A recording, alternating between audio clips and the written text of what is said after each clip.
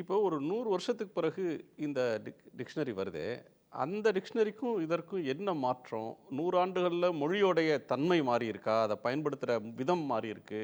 அ English மீடியத்தில படிச்சுட்டு வரக்கூடிய இன்றைய இளம் தலைமுறை மாணவர்கள், அவங்களுக்கு இது எந்த வகையில யூஸ்ஃபுல்லா இருக்கும்? உலகின் மிகப்பெரிய நம்ப ஒரு மொழி இலக்கிய வளம் இருக்குன்னா, தமிழ தவிர வேற சொல்றதுக்கு மொழியே இல்லை. நான் ஏறத்தாழ படிச்சேன். கிரீக்கு, லாட்டின்லாம் ஆங்கிலம் வழியா கிரீக், லாட்டின்லாம் படிச்சிருக்கிறேன். ஆங்கில இலக்கியம் படிச்சிருக்கிறேன் நானு. தமிழும் ஓரளவுக்கு நம்ம படிச்சிருக்கேன். இப்ப இது கிளாசிக்கல் லிட்ரேச்சர்லாம் படிச்சிருக்கிறேன் நானு.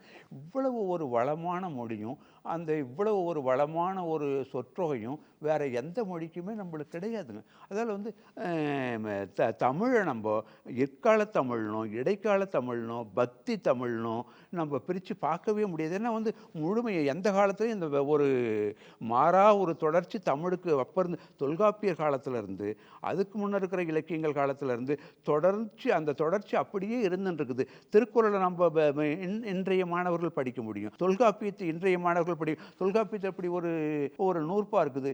எல்லா சொல்லும் பொருள் குறித்தனவேன்னு ஒரு நூற்பா இருக்குது.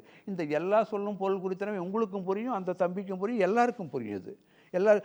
அதால் வந்து தமிழினுடைய அந்த சொல்வளமும் அந்த தொடரமைப்பும் மாறாத அப்படியே இருக்குதுங்க. அதால் வந்து நீங்கள் தமிழுக்கு ஒரு அகராதி செய்கிறதுனா நீங்கள் தொல்காப்பியத்தில் தொடங்கி தான் செஞ்சு வந்தால், தொல்காப்பியத்தில் தொடங்கி தான் இன்னைக்கு இருக்கிற வரை புனைகதை எழுத்தாளர்கள் வரை ஒரே ஒரு தொடர்ச்சியாக இருக்குது.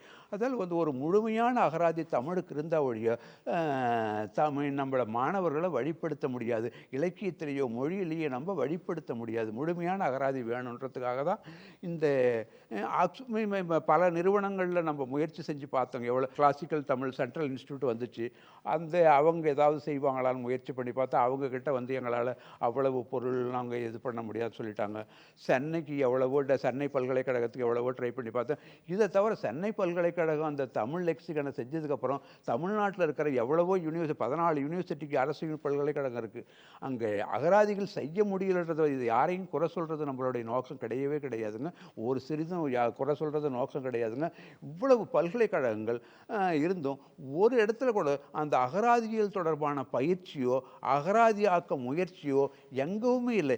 இதை உணர்ந்த ஒரே ஒருத்தர் நம்ம வாய் சுப்பிரமணியம் மட்டும்தான். தமிழ் பல்கலைக்கழகத்துக்கு அவர் வைஸ் சான்சலர். அவர் கட்டாயம் தமிழுக்கு ஒரு டிக்ஷனரி வேணும், ஒரு முழுமையான டிக்ஷனரி வேணும்னு ஒரு பெருஞ்சொல் அகராதி என்ற ஒரு திட்டத்தை தொடங்குறார். அதுக்கு என்ன செய்கிறாரு, அங்கே இருக்கிற ஆசிரியர்கள்லாம் இன்னும் அனுப்பி வேறு இடங்களுக்கு அனுப்பி அகராதிகளில் பயிற்சியெல்லாம் பெற வச்சு அங்கே அந்த பெருஞ்சொல் அகராதி என்ற ஒரு திட்டத்தை தொடங்குறாரு.